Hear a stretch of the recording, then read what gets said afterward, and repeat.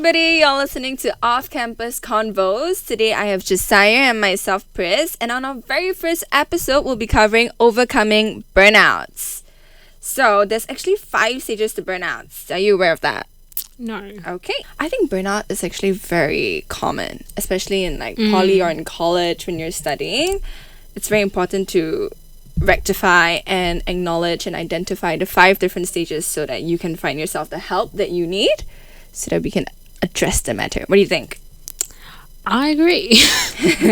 Okay, we have phase 1 known as the honeymoon phase. So this one is like a marriage. It actually starts with energy and optimism. It's more of like when you venture out into like a new sector. Like you try a new CCA, you take a new module. That's when you have the motivation, the energy for it. Second will be onset phase stress. Eventually, the honeymoon phase actually dwindles down into something else. This is when you face your second stage. So you take to notice, right? There are a lot of physical and mental signs of like stress or exhaustion. That's when you start to recognize that you're in your onset of stress phase. Okay, and move on to the third one. There's something called chronic stress phase. So this one is when the pressure starts to mount and it starts to accumulate and you start to feel it and you start to set in and you're like, Oh no. yeah, you're taking a deep breath and you find yourself harder and harder to move to keep yourself going. And fourth is when you finally reach your burnout phase, when you feel like you've reached your limit.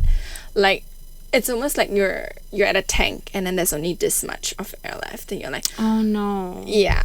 So that's when you start to feel like I'm done and I'm suffocated. And then the last one is habitual burnout phase. So if you don't treat it or if you just let it be, you start to think like, hey, this is gonna go away in a while, this is just not gonna come back, it's just a one-time off thing. It will come back and it will be worse. So this is your habitual one. Okay? Got it. What to you is burnout exactly? Like, how do you experience it? I think it is just when you take on so many things, so much more than you can chew. You bite off more than you can chew. And then eventually it just catches up to you. Every responsibility, every task you're supposed to do. Yeah. And then it just catches up to you and then you're really exhausted. Right. Yeah. It's like when you say yes to things and then you don't realize how much you've actually said exactly. yes to. You overestimate the work. Yeah, until everything starts to hit you and you're like, oh my god, I have this much things to do. And am I ready to commit to it? And the worst part is you can't say no now. You're too deep in. Yeah, exactly. People tend to mistake burnout for stress. So difference between burnout and stress, right? Burnout is actually a stress or emotional exhaustion for a long period of time. Usually stress is you feel stressed when you're sitting for an exam. It's 1-2 days, it's a week before. Burnout is usually a period of weeks or even a month. Yeah. That you feel okay, I want to give up on things. Okay, I don't feel the motivation. And this can be seen, signs of burnout can be seen when you start to put off cleaning your room. Oh. Right. When you when you start to put off going out with your friends. When you start to feel like you want to procrastinate and you don't want to do stuff and you don't feel the motivation. You're supposed to start a whole new week and it feels like it's the same thing, it's a routine to you. That's when you know you don't look forward to things, and that's when you know you're facing burnout. So when it feels like a hamster wheel. Yeah, exactly. That's an amazing way to describe it. Yeah, it's you're going and you're going and you're going, but you're not going anywhere. Yeah. Right? Oh my god. Yeah. Yes. I think in college or in Polytechnic especially, we have big factors contributing to burnout. Right? I think one of the biggest ones is actually our exams or our assignments. Right? Do you remember in secondary school? Yes. How was it for you? Your exams? Oh my gosh. It was a lot, to be honest. It's really hard juggling all the different subjects because for example examinations, right? Usually it's all piled into 1 week of exams or 2 weeks, and then different subjects have the same days, and it's what do you prioritize, you know? And then eventually it's just gonna take a toll on you, you know? Right. Yeah, because it's you're handling so many subjects at the same time. Yeah. That's for secondary school, right? But for poly, I feel it's a bit different. How you said for secondary school, your exams are most likely clamped into 2 weeks. And then after that, you get this break. Yeah. You get this space of I get to breathe. You know, I get to breathe. I get to reset. That's my reset season. I get to have fun. I get to enjoy the fruits of my labor. But poly, right? There's a lot of like small assignments, like 15%. There's 10%. There's 20%. There's a lot of grind. Right. And then you're just like, okay, I'm going to push myself this much for this assignment. But you realize that it's more than what you think. Right? Your 20% is actually a lot to work for. And then you don't realize that once you're done with this one, there's always the next one. And there's always the next one. And it just gets bigger and just gets bigger. From 20 it goes to 30. For 30 it goes to 50. Yeah. And then you suddenly have this huge exam in the middle of all your assignments. Right? Yeah. And it's just like, you're running this race that's like never really gonna end. That's when I feel like it's super hard to cope with poly burnout. That's true. Right. Another thing also I feel like it contributes to my poly burnout is actually our odd class timings. What are your class timings like? You can blow your schedule. No, because like now I'm doing intern, so like I don't really know. Okay, when like you were in your year 2, what was your class like? Was it morning classes, evening classes? I think mine was a mix. Mine was like a mix. Like some days we start like as early as 9 a.m. And then some of those days when we start at 9 a.m. we end at like 5, 6. Right, that's like a whole day for you in school. Yeah. Right. Exactly. I think there's a lot of odd class timings also. Like for me, I have a class from 2 to 5. That means that my 3 hours, it's just 3 hours. It's not much, but it's right smack in the middle of your day. That means it's hard to plan for anything afterwards and it's hard to plan for anything before. Yeah. Right. So like, for example, I have CCA from like 6:30 all the way to like 9:30. So that means I'm in school from like 2 to 9:30. Oh my god. Right. That means if I even want to get work done, I have to wake up at like 11? I have to wake up at like 10. That means you have to push yourself. There's a self-discipline of waking up a bit earlier and being like, okay, I need to get work done today and I need to get up and I need to do things. I need to be productive. I can't wake up just 2 hours before my school starts. That's not enough. I'm not doing enough coverage. You get what I mean? Yeah, I get it. Yeah. Also, do you feel like uni expectations play a part to burnout? I think so, yeah. Because, like, I think in uni, you're just, like, kind of expected to not only just, like, juggle your studies, but also, like, your social life. Yeah. Because, like, a lot of pressure is put into, like, the uni experience, you know? Like, you have to make the most out of it. It's going to be the best 2 years of your life, 100%. You know? Yeah. That's what they always say. Like, join hall, you know, join rag, do this, do that, go and experience it. I think that was what the impression was for poly as well. Coming in. True. Right. That means, wait, you're in year 3 now, so you entered poly during COVID. Yes, I did. Right. Do you get a chance for orientation? No, I did not. Right. Yeah. So that hindered your process for making friends, yeah? Yes, it Definitely. did. And I feel like a lack of friends also contributes to feeling alone. And it makes you feel like you're juggling a lot of whatever burden it is alone. That means you don't have a good set of friends. That's really true, actually. Yeah. Because orientation was a huge part. It's supposed to integrate you into the facility, into the school culture. And we missed out on that. Yeah. We missed out on a huge part of that. Right. So it just constantly feels like we don't have this support system. Right. But I think like now that everybody is a bit more like reserved, when they are your friends, they stick with you throughout.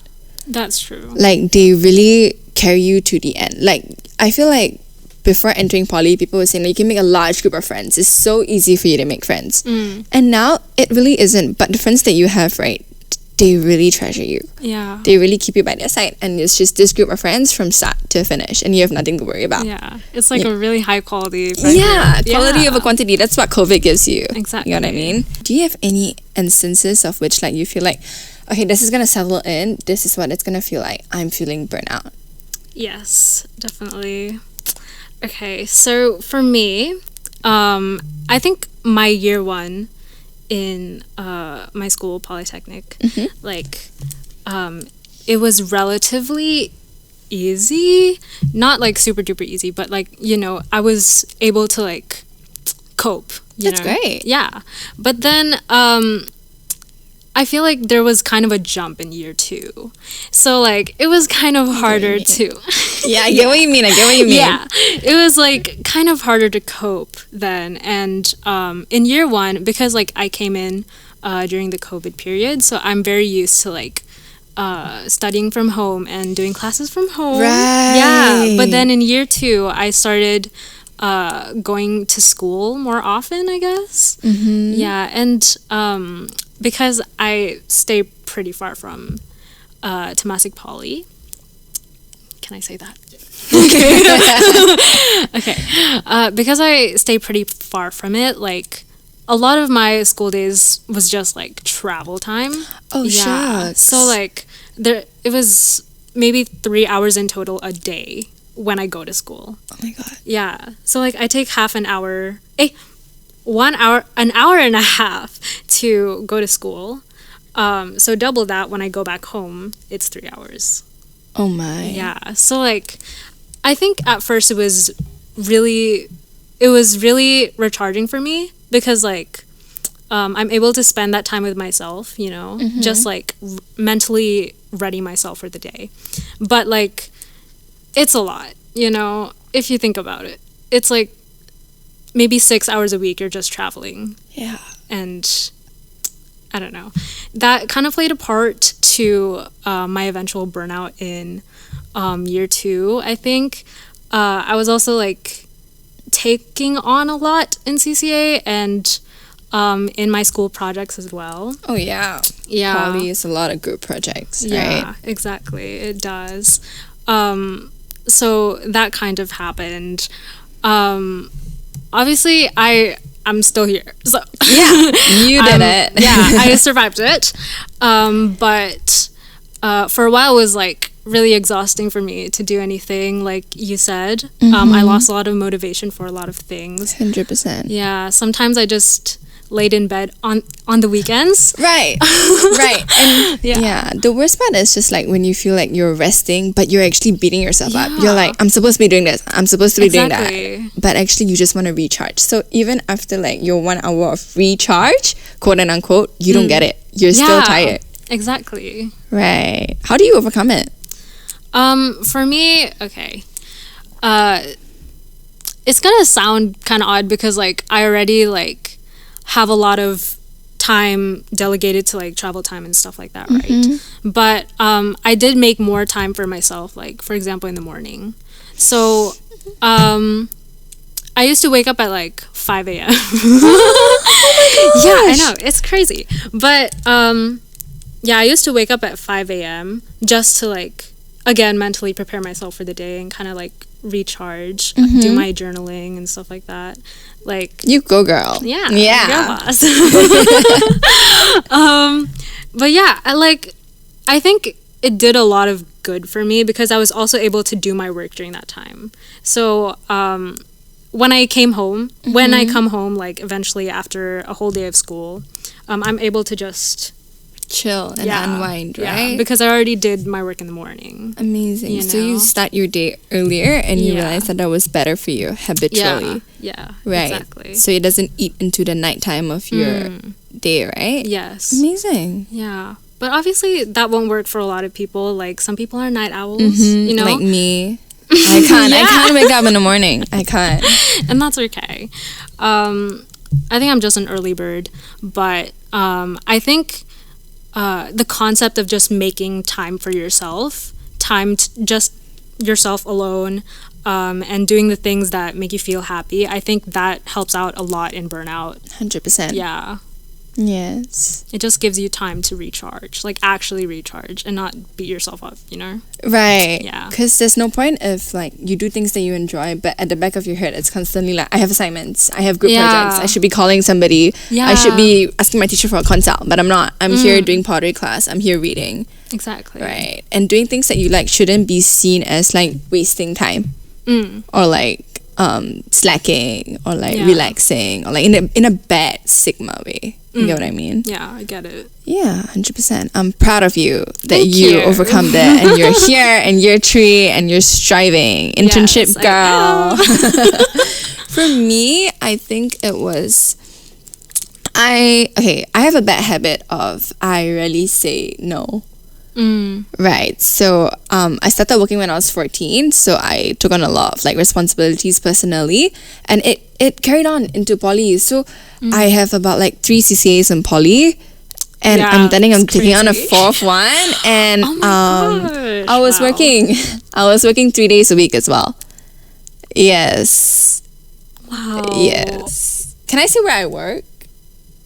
All right. So I worked at Lululemon for 2 days a week. Oh my gosh, wow. Yeah. So my whole schedule, my whole week, it would be like Monday, school CCA. I mean, Monday, school work. And my work, because I end class at 5, I can only work the night shift. So like I will end work at like 1:30 a.m. or 2. Yeah, it was pretty bad. Yeah. Oh no. And then my second day, it would be like school and then CCA. I end CCA at about like 10, but I have dinner with my teammates until like 11 plus. I reach home at about 12. And then Wednesday is my only free day. But then again, I have to factor in like group consults. You get what I mean? Like Yeah, group I get project meetings, or even like just your alone time, or like just doing your catch up studying. Right. And Thursday, same thing. I work until 2, and then Friday is CCA again. Right. So literally, I was like, yeah, I can do this. I had so much motivation at the start of SEM. And it went through for like the first 2 months. It was great. Like, I could do it. And Honeymoon phase. yes, it was exactly that. It was my honeymoon phase. I was like, I have so much energy. I'm going to conquer this. Right. Yeah. And I don't want to say this because like it's not really something that I would encourage or something I'm not really proud of. But I was happy to have that. I would tell people, yeah, I'm doing a lot in my life right now. Like my calendar is so packed, and like I don't have time for this because I have all of this already planned. Like something that I was happy about, something that I was proud to have. Until I realized that it put a strain on my relationships with my friends and family. Yeah. And my schoolwork started going down the drain as well. Yeah. Because I don't have enough time. Yeah. And the worst part is that I wasn't admitting that to myself or anybody. Oh no. Right. So it was just literally on my shoulders. So that's when it set in, and I'm like, oh my God, I'm so tired. I finished this week thinking that, hey, I finished the week. So what's next? Next week is a whole fresh week. But it's not. I already decided on my whole week the moment I signed the contract. Yeah. The moment I took up the CCAs. Yeah. I signed my whole week, and I gave my whole week away like that. Oh. Right. Right. That is literally how it is. And the worst part is that because I've been so proud of it, it's so hard to tell people that, hey, I'm actually struggling. I think that's something that is so hard to admit. To be like, I'm at a place where I can't do this anymore and I'm struggling. Yeah. Sometimes it's just really hard to like ask for help. 100%. Yeah. Because Exactly. I feel like the image of myself that I've always like portrayed or people have of me is that I'm really independent and Right. and Me like too. I can do things, and I do a lot of things, and I do them well. But truth is, it's not always like that. Yeah, so I feel like I really overcome it, or more of like my journey to overcoming that burnout. The burnout lasted for about a good few months, by the way. Like I really couldn't do my work. I wasn't good at work. I wasn't good at CCA. I wasn't good at my studies. I wasn't good with my friends. I just wasn't anywhere. I was just floating around. You get what I mean? So yeah, and my journey started to overcoming it when I decided to sit down, and I told my best friend, like, I'm so tired. I told my mom, like, most importantly, the mom, I was like, Mommy, I'm so tired. She was like, what's wrong? And I said, I feel like I took on so much, and now I just don't have time. Oh. Yeah, and then she was like, she told me, she was like, you're so young. Money is not in your hands. Like, everything else is not in your hands. Time is supposed to be on your hands. You're supposed to be able to manage it really well. And now that you don't have time, you know that you're doing something wrong. Right. So Those are really wise words. Wow. yeah, I feel like the most important part is admitting it, and then telling someone that you trust about it. Like, as common as you hear it, people always say, seek for help. It's not easy. Yeah. Exactly. It's not. Because although your best friend is your best friend, you don't know how much they can help you. That's true. Right. And I think that's this concept that, like, if you tell them, you're burdening them, which is, like, not true, you know?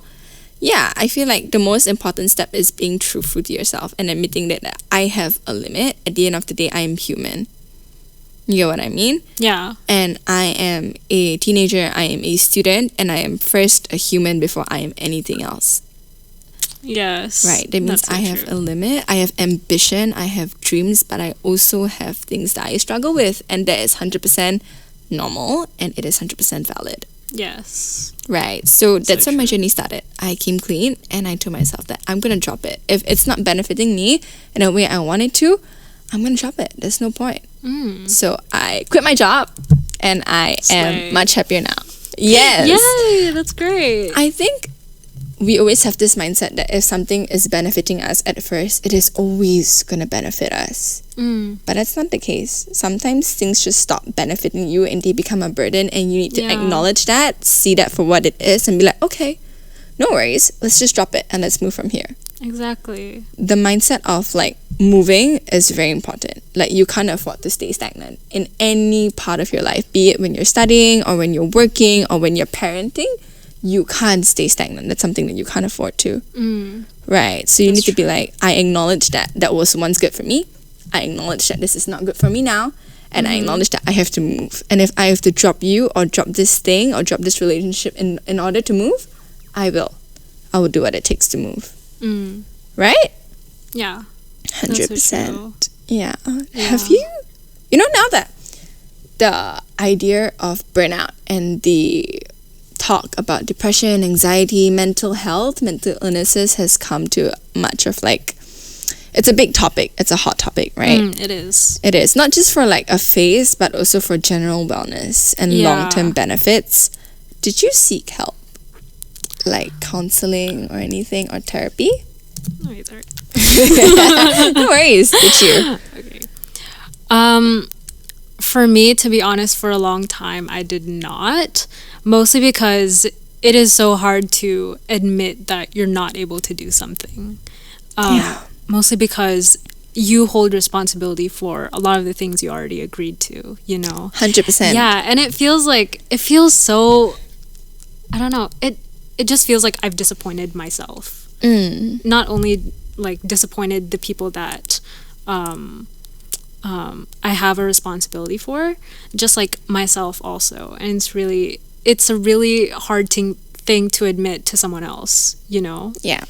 I think eventually I did tell one of my best friends since childhood, and she eventually, like, I mean, she's not in TP or anything.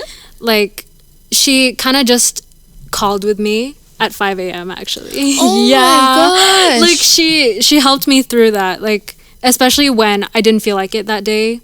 She would just call me at 5 a.m. And I think, like, we just stuck it through together because she was also kind of experiencing burnout as well. 100%. Yeah. And then I think when you have, like, that kind of moral support, it feels so much easier because it doesn't feel like you're alone. In this. Yeah. Right. Exactly. Yeah. I think sometimes, right, like in life, we make a lot of friends. We have great family members, but we do not trust them, or we do not believe that they can help us, or we don't feel vulnerable enough. We don't want to be in such a vulnerable state to them, because that puts us as like we're showing signs of weakness, or we're showing signs of like incapability, and we don't want to be acknowledged, or we don't want to be associated with such kind of like stigmas. Yeah. We don't want to be seen as that. 100%. So I think sometimes, right, it's okay to seek help from a total outsider. Like you can totally go to a counselor, a therapist. Yes, definitely. Right, and go for it, you know. Especially now that it's way more accessible, it's much more affordable as well. There's online consultations, there's just texting. Yeah. You don't even have to go down to the clinic to get it done. Yeah. You can just find it on an app. 100%. Yeah. And they're all certified. That's the best part. Right, I've heard of like colleges actually, like colleges or polytechnics, right, they actually offer counseling, in-house counseling for their students. So let's look at what Temasek Poly has. Okay, so Temasek Poly actually has in-house counseling. We call it student care. So the student care team has actually qualified counselors who are always ready to lend a listening ear to students' concerns and worries about academic progress, adjustment to life and Polytechnic, relationships, or even family problems. Yeah. So it's great. Even with financial difficulties, students with financial difficulties can approach the counselors for various financial assistance schemes available in Polytechnic. Be it emotional, financial, or social, we are right behind you in the journey of change and growth. 100%. I think that's super important. I know of a few of my friends who have like gone for counseling. Oh, that's great. Yeah, and they seeked help and they're better. Like it was like, I feel like it used to be, oh my god, that person goes for counseling, how lame. Oh my god, I hated that stigma so much. Right. It made it so much harder to go. 100%. And it made it so much harder to be raw with yourself. Yeah. Right. So I think if you need it, or if you know someone that needs it, go for it. There's nothing wrong with that. Go for it. Seek help and be the better version of you. Because it's people who are just gonna be like, you go for counseling. Oh, sweetie.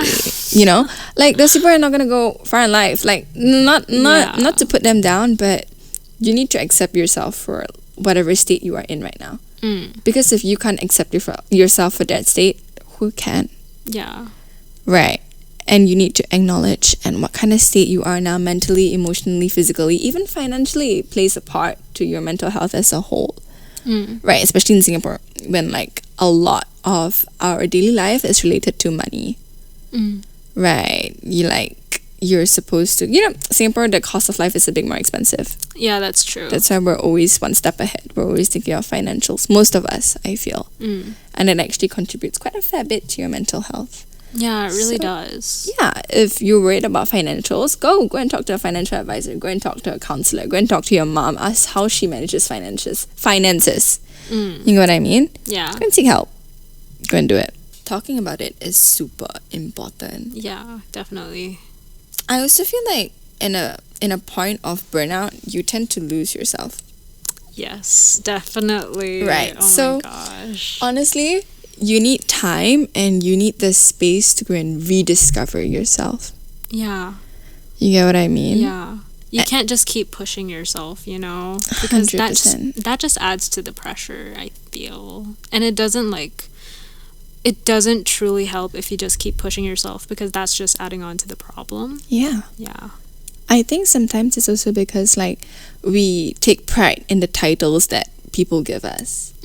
Like for example, if you're a captain of a sport, you're like, oh, I'm captain, I'm supposed to be like that. See, I'm actually sitting straight because I feel like if I say that, people are looking at me and the spotlight is on me and I'm supposed to be a certain way. You're sitting straight too. Yeah. Right? You feel it.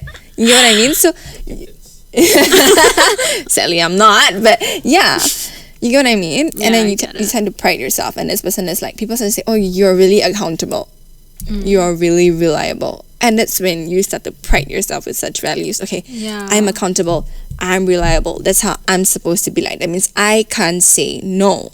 That means I'm not supposed to fail. That means I'm not supposed to deliver subpar work. Yeah. You get what I mean? Yeah, you put a lot of pressure on yourself, whenever you're given like those types of values. 100%. Because the more they say it, the more it ingrains in your head that you're a certain way. Yeah, exactly. Yeah. And it feels good. It feels like, oh my god, they pride me as accountable. They pride me as someone that they want on their team, and I feel valued, I feel seen.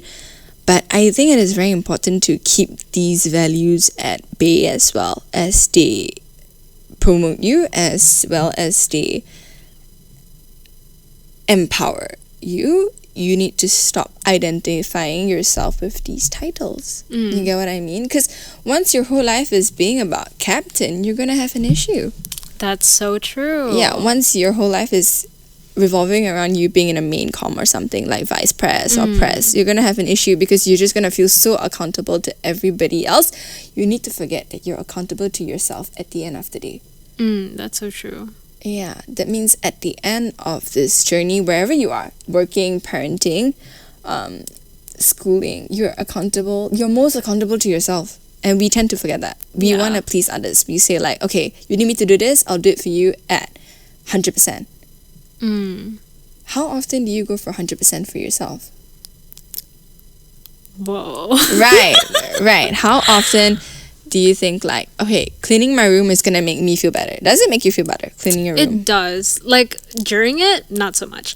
But afterwards, I'm like, wow, I did something. Right, but how often do you do it 100% of the time?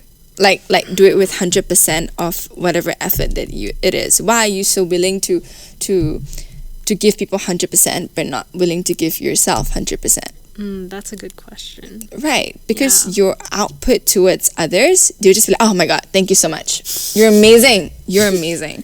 But to yourself, yours is a long-term output. Yeah. You get what I mean? So Yeah. literally, whatever I give to myself will come back to me. Whatever I give to others, it might or might not come back to me. You get what I mean? So Yeah, I get it. understand that yours is a long-term investment that is bound to give back. There is bound to be rebates. There's bound to be, your stocks are only going to get higher.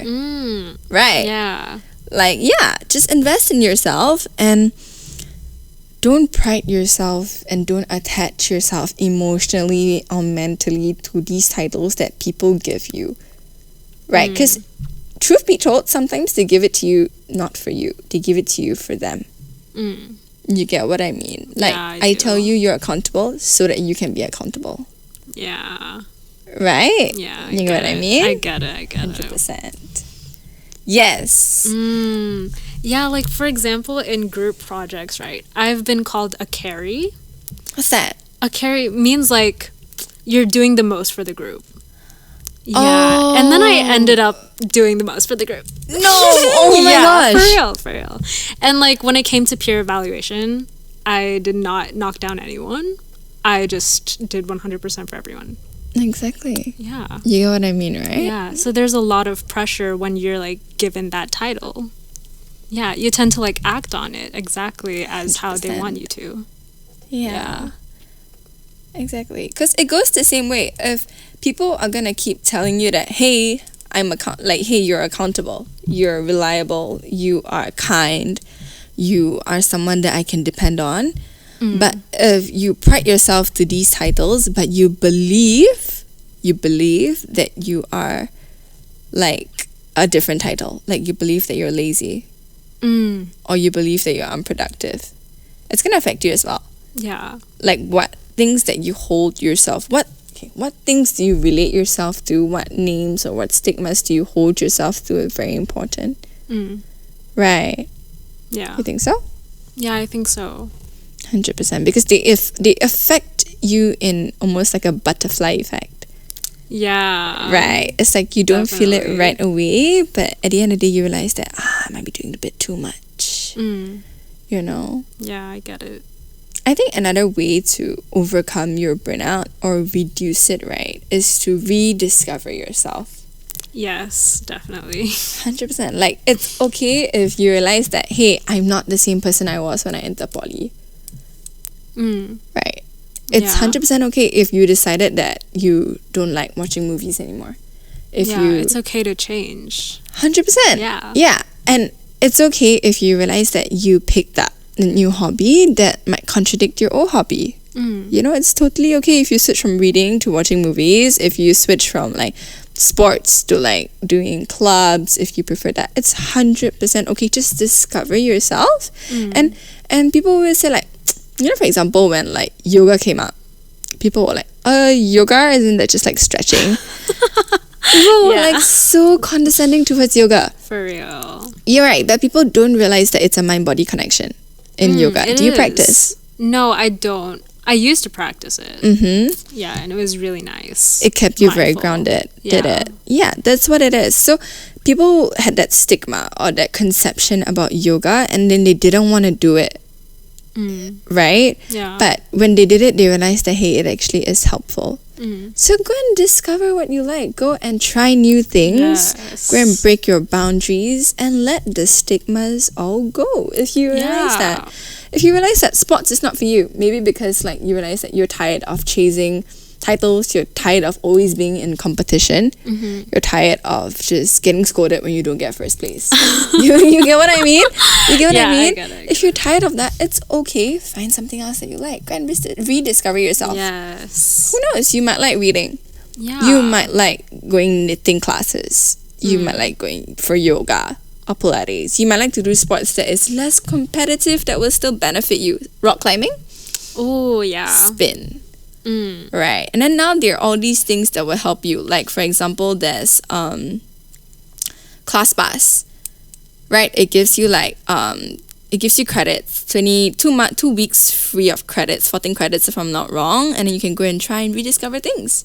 There's NLB also, National Library of Singapore, right? Yeah. And you get to like borrow books online, and it's absolutely for free. Just go and like create an account and go borrow it, and then you'll see what you like, and you discover yourself from there.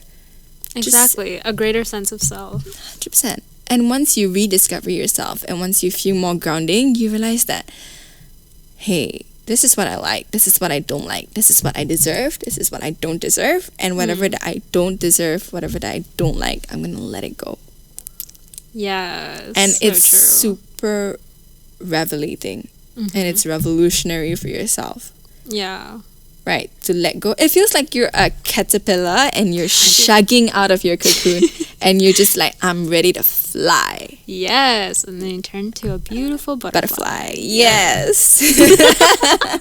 Okay, so in summary, I think that we've acknowledged how normal burnout is, and we acknowledged our personal experiences and how it is, in the end, it might actually benefit us one way or another. Yes. It's a telltale sign of where you are in life. Yeah. And your state, your mental state, and everything. So it's beneficial. Yeah, and you're able to learn more about yourself eventually. Yeah. Rediscover yourself. Yeah, Shake out of your cocoon and Fly away and slay. you go, girl. Be a pretty butterfly and go. Let's go, guys. Yeah, so once again, this is Jessiah. I'm Pris, and you're listening to Off Campus Convos. It's the first episode only, so hang in there, okay?